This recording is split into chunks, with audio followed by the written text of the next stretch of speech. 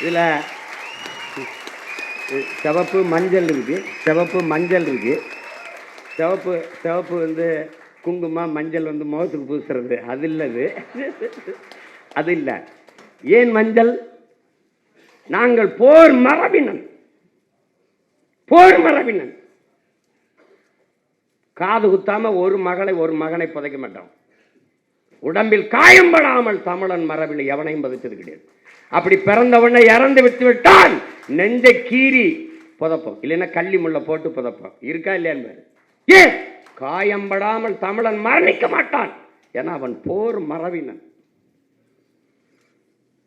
கோயில் அப்படியா அளவு குத்து ஆடுறது, விழா குத்தி ஆடுறதுலாம் பயிற்சி. இவ்வளவுதான்டா வேல் குத்துனா வலிக்குது, இவ்வளவுதான்டா விழா விலங்குகள் குத்துனா வலிக்குதுன்னு பயிற்சி கொடுத்துறான்.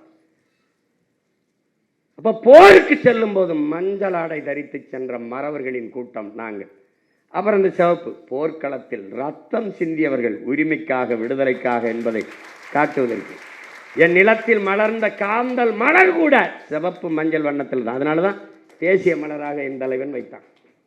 அப்ப சிவப்பு மஞ்சள் வண்ணங்கள் சூரிய நெருப்பின் மிச்சங்கள் என்று இதை தூக்குறோம். அதனால அப்படி துண்டை போடும்போது இதெல்லாம் ஓடணும். இந்த எண்ணம் அதுக்கு தான் சொல்றது. அப்படி திமிர அப்படி போடணும், புரியுதா?